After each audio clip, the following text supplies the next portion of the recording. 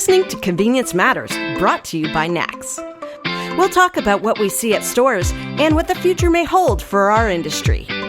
Convenience stores sell hundreds of different brands, and retailers put a focus on these brands by pricing, placement, and promotions. But what about the most important brand in your store? Your brand. What do you need to do to make sure your brand is top of mind with customers and that your store matches that brand promise? That's the big picture strategy, that discussion that we're going to have today. And the timing couldn't be better. The NACS show just ended. Retailers are coming back to their stores. They're looking at how do they reimagine everything in their stores after hearing everything in ed sessions, general sessions, going to the trade show floor and just coming back with all kinds of ideas. So let's talk big picture strategy. And to join us today to have this conversation, we have two people. Rick Sales, who is president of Abierto Networks, and also Eric Sales, who is creative director at Abierto Networks. So welcome, gentlemen. Good morning. Hi, Jeff. Thanks for having us. So, Rick, let's just start with you in looking at big picture in strategy. What are the typical things that people look at when they go to stores? I know a lot of times we focus on the forecourt and how do you move people inside there, but what is the overall strategy in looking at how people come to stores? Yeah, that's a great question, Jeff. Thank you. As you know, for the last several months, we've been talking about the communication on the forecourt and how to enhance that communication to really drive traffic from the forecourt into the store. And we landed on a number of different things that the retailer can do to enhance that experience and entice the consumer to come in to the store. In there, the magic sauce, the super glue, if you may, was the brand messaging that it basically drove the consumer to say there's something unique here about this visit.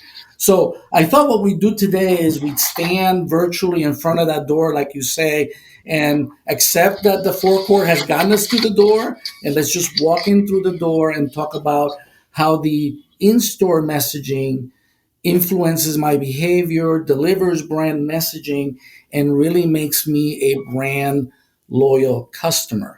Lots of retailers have invested significant time, energy, and resources into loyalty programs that are very important in today's market.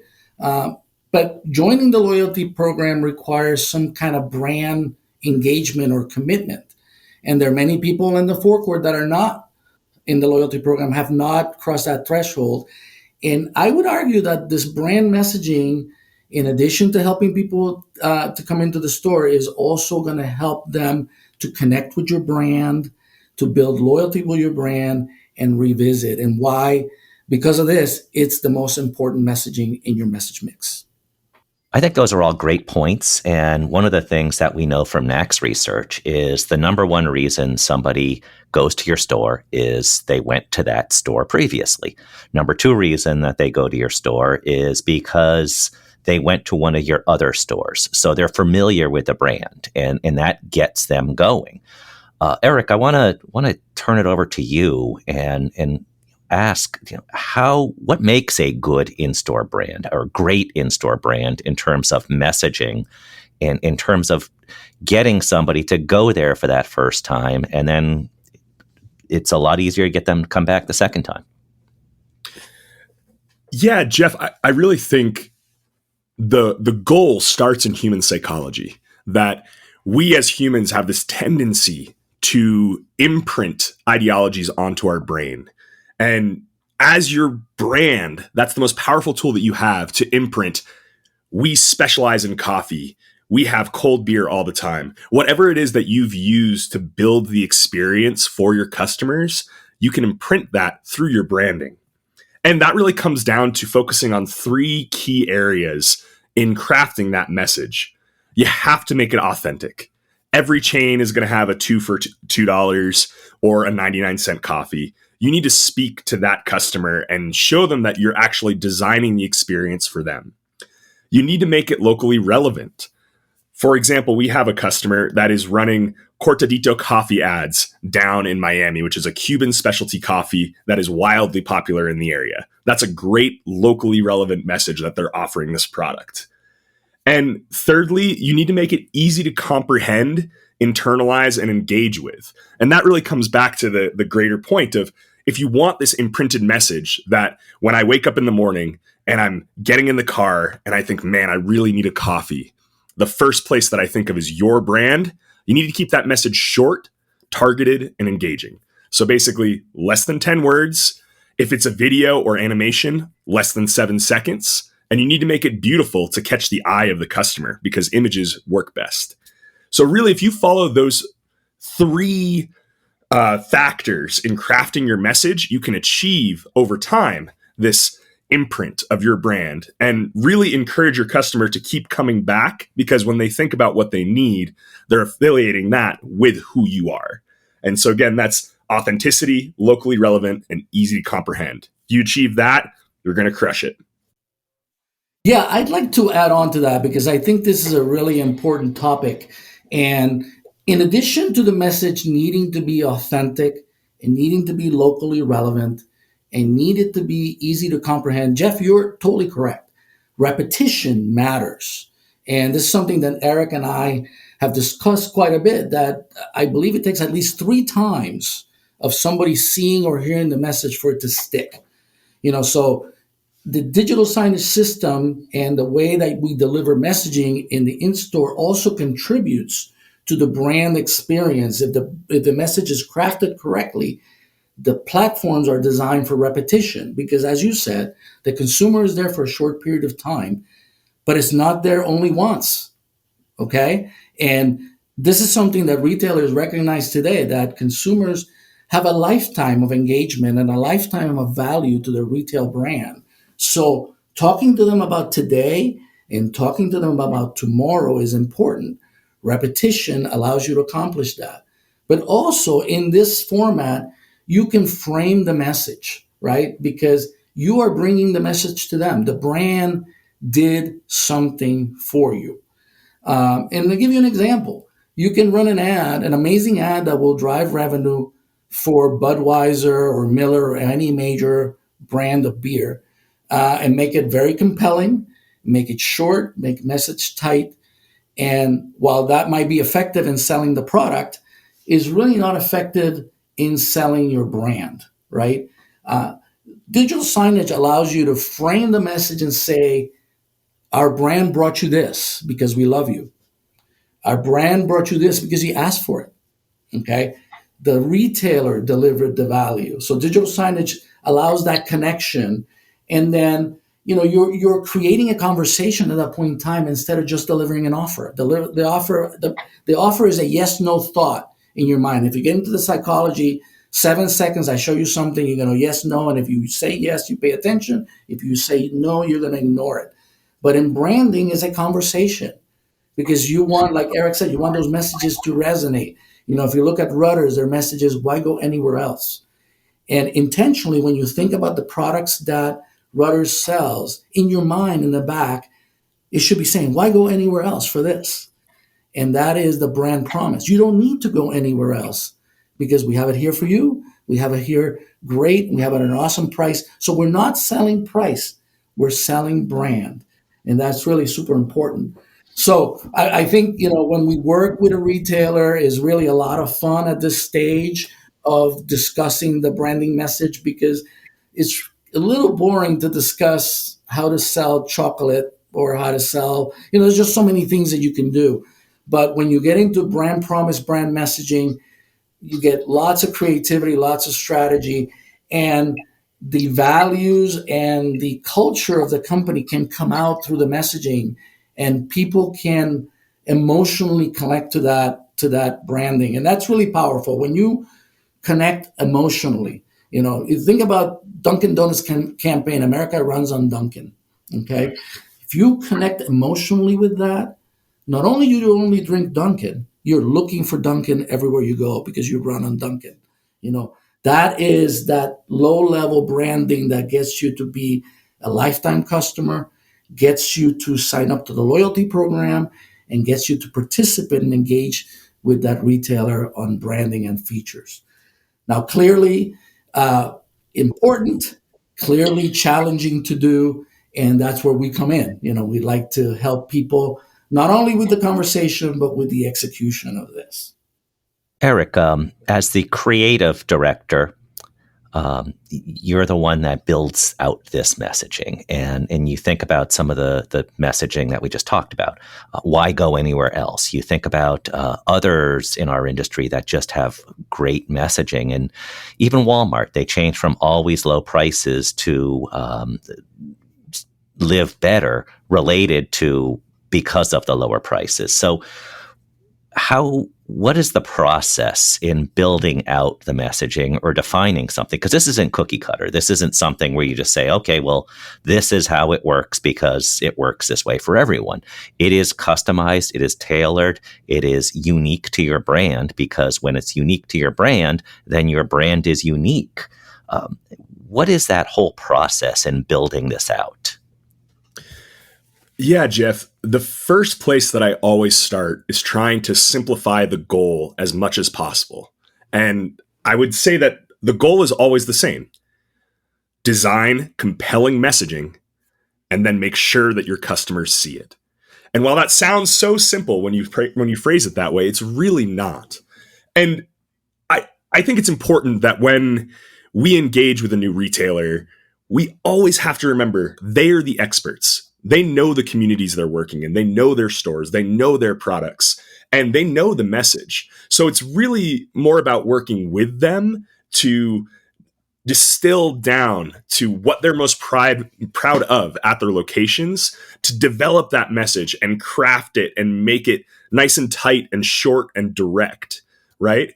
And then Rick really handles the second part of that, which is making sure people see it.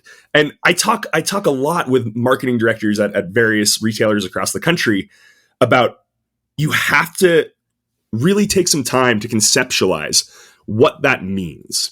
Because you might have somebody coming in on their way to dinner with friends on Friday night to pick up a cold 6-pack and bring over. That customer has a lot more potential than just beer in their lifetime as a customer. They might love coffee. They might love breakfast sandwiches. You don't know who they are until they really have history with your brand. So advertising in a way that you make sure that they see your additional brand messages and you influence their return visits. And like I said before, you imprint the fact that maybe you have an excellent coffee program really is what leads to that long-term success. So when we're planning all of this this messaging, right, it's first make the message compelling and then break out your sub messages, right? The important parts of your brand, the important items that you have, and the things that you're providing to your customers. Then make sure they see it, not only by using your technology and using advanced animation and video and photography, but also through intelligent scheduling to make sure that you're playing content at the right time and you're engaging with your customers at every possible opportunity on your core products. So really, that's how I approach any new retailer, is combining these two concepts of really good truncated messaging that is direct and effective and beautiful with really intelligent scheduling and technology. Okay, great. So I just wanted to add to that there's something that we always bring to that discussion, and usually I am the old sage that brings it to the table. And the fact that this conversation, when it comes about crafting the brand message, is iterative and evolutionary, and creating the expectation that you're going to get it mostly right the first time, but that you're going to keep testing it. You're going to keep putting it out there. You're going to keep evolving because your consumer is going to keep changing. So this is not only is it an ongoing lifetime discussion with the consumer, is an ongoing lifetime discussion with the brand, because the brand will actualize itself over time. The brand will discover that there's other value that it needs to bring to its customers to get closer to them. So the concept of iteration, the concept of evolution of message is an important expectation when we're talking to them about simplicity of individual messaging, impactful photography, and tight, simple to understand brand messages that are newer to the brand. That can be a heavy load for somebody to think, I got to get it right. The reality is that you already know it because you know your company, you know your brand, you know your customers, and you're iterating to convey it better, to convey it in a way that's really sticky. And that takes data discussion. It takes knowledgeable people and partners that can guide you to that conversation, share best practices with you, discuss market data, and decide how to evolve the message. So we, to your question, how do you craft these messages? You craft them. It's a continued effort. You craft them over time. What you just described to a great extent is the same conversation we've had for years around food service. And that is, how do you make your food service unique? How do you make it where it is effective as much as possible? And effective, of course, meaning people are delighted, because if you disappoint somebody even once with food service, you've probably lost that customer. And the most important thing with food service, if you don't have the skills in-house, you need to acquire those skills by either hiring someone to work in your stores or hiring somebody to be a partner to work with your stores. So as we look at more competition, as we look at more people messaging and more people telling their stories, it really becomes critical that you need to have these same tools. How are you going to compete? And if you don't have those internal skills, or you don't think you have sufficient internal skills, you got to figure out how to get them. And that's one of the things that you offer, right, Rick? Right. I think that you get to this place where you've crafted a great message, right? We've gone through the discussion. You brought in your team, and we feel really good about the message. I'm always reminded by the old advertising adage that says, if your first challenge was to create amazing content, amazing messaging, the second challenge is making sure that people can experience it as you intended it.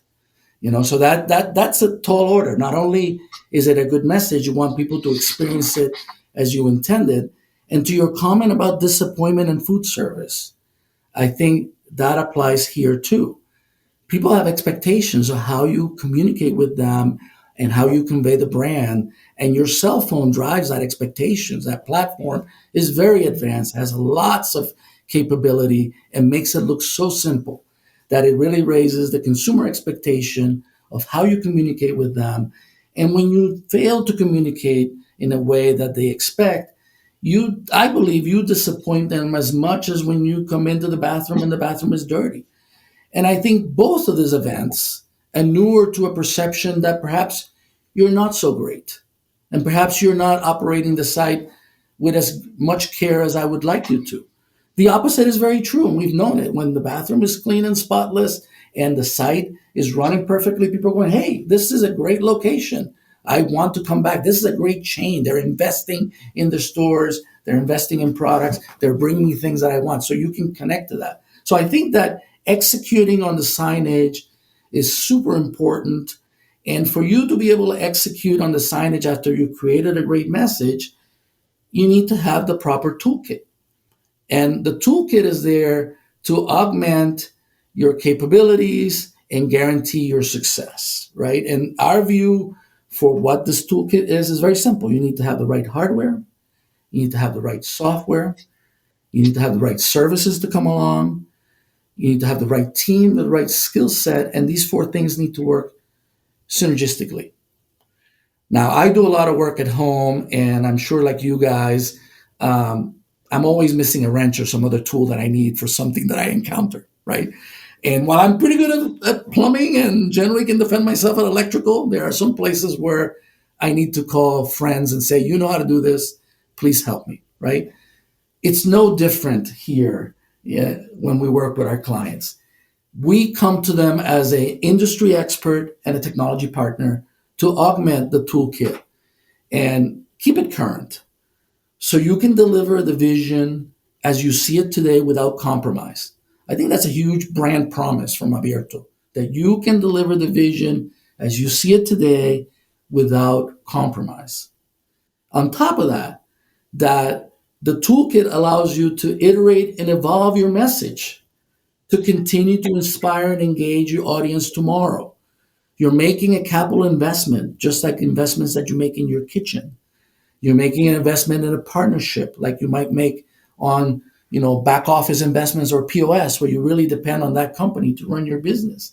And you're doing that because not only do you want to inspire and engage people today, you want to inspire and engage them tomorrow. And then ultimately is what I was talking about. The toolkit and its flawless execution allows you to influence the consumer's perception of your brand and its quality because you do it all well. Your forecourt is clean. You don't have debris all over the place. All your pumps are working. I mean, you really invested. Eric and I were talking about this, how amazing it is that this industry, the amount of investment that they make to create a great consumer experience. And we're here to help you tell people about it, help them remember it in ways that gets them to come back. And it's not only the message, but it's how your platform is working and how it's making people feel, how it's delivering the message and making sure that people are exposed to the message.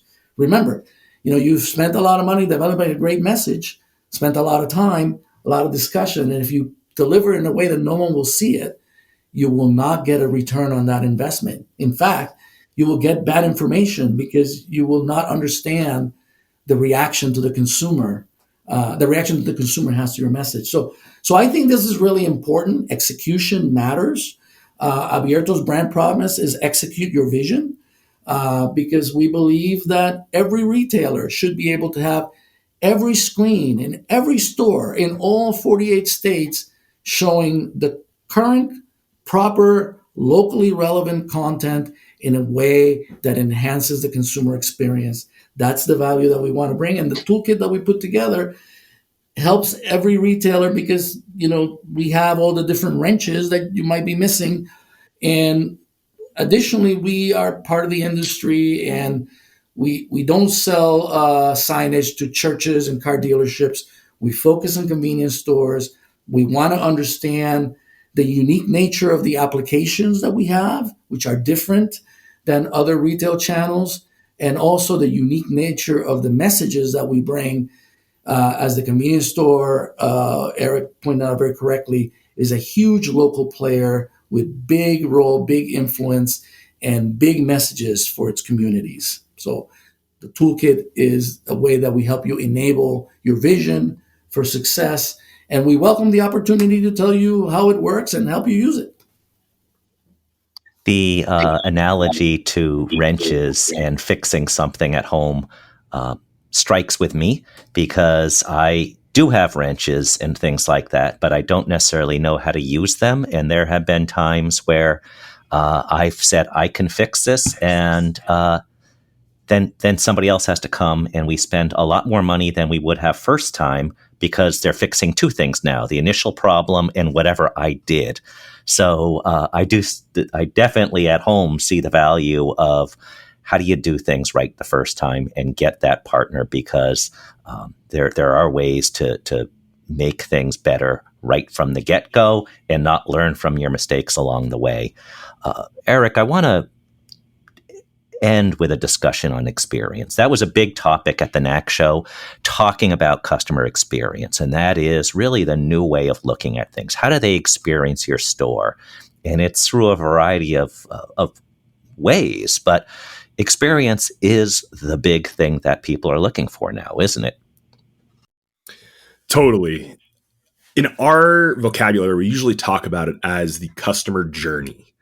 And we're hearing this more and more with design firms and ad agencies, and trying to bring it to the retailers that we're working with, of influencing the path of your customer journey is really one of the most effective ways to build up your brand and consistently reinforce it over time.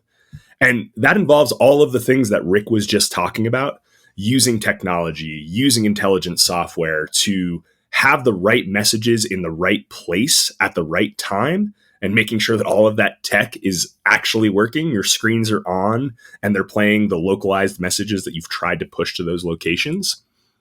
But it also comes to trying to make the experience and the journey repeatable.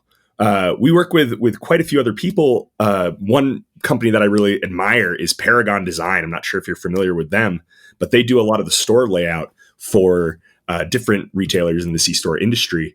And John from Paragon always, focuses in on this issue, is that guiding the journey of the customer, making sure they can find the bathroom, making sure they can find the coffee station. And then on our end, making sure that they know the bathroom is clean and that the coffee is really good. All of that's part of crafting this consumer journey that makes you comfortable when you walk into a store from a chain that you've been to before and it feels the same and the offerings are just as good. So really finding that consistency augments this experience, and creating this cohesive customer journey is like the final step in taking your brand from being great at a specific location to great across your network of stores. I think Rick probably wants to comment on this because we are constantly thinking about this and how we design our products and how the engineering side of house builds software to make this so much easier. Things like advanced day parting and localization and being able to push differential pricing or differential promotions to stores easily is a huge game changer for a lot of retailers today. Rick, would you like to chime in on that? Yeah, when we get to this strategic part of the journey, right? And what are we doing here? The person's in the store, and they're dealing with a great design from a firm like Paragon, or perhaps a historical design that needs some help. I like to think of the convenience store as a place that has information centers, right? And there's different information centers that help different journeys, because everybody's journey is slightly different. So I'm not really talking about how you travel through the aisles and the gondolas, but what is your mental journey for your cup of coffee, right?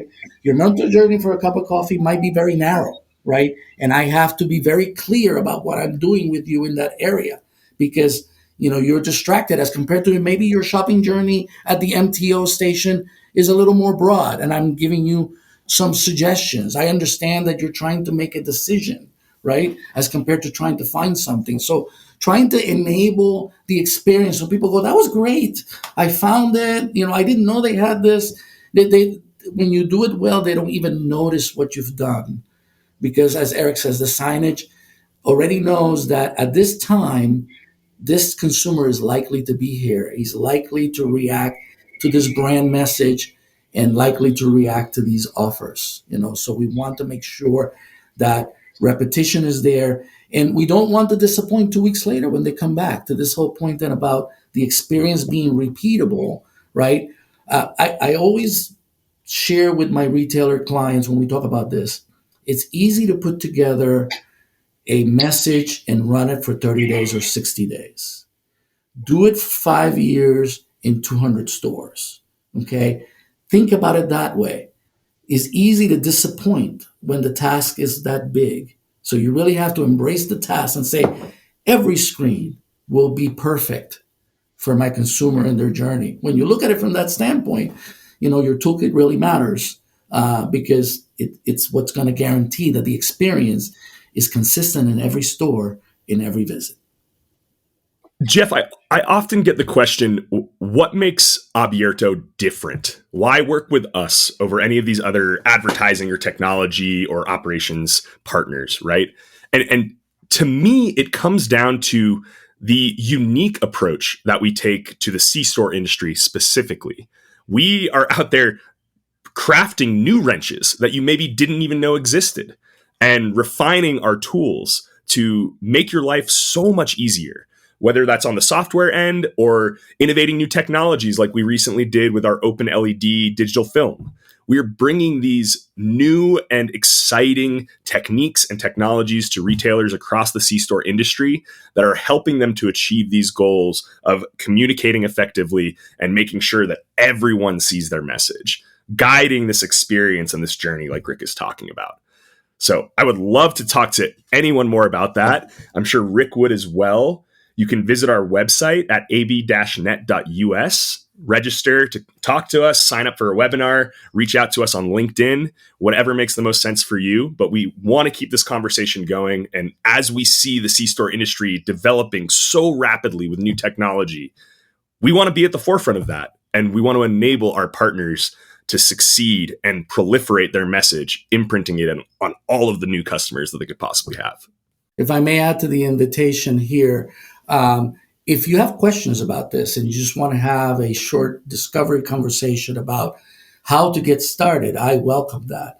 Abierto only works with convenience stores. We're part of the industry, and we believe this industry is a very important part of our economy. So we want to help all of our retailers to succeed. So if you have a question about how to do this, you're not sure how to start, send me a note and let's find a few minutes to chat about this and see how we can get you started. Well, Rick and Eric, thank you for supporting our industry. It is a robust industry because of everyone who works together and make it better. So thanks for joining us today. And thank you all for listening to Convenience Matters. Convenience Matters is brought to you by NACS and produced in partnership with Human Factor. For more information, visit convenience.org.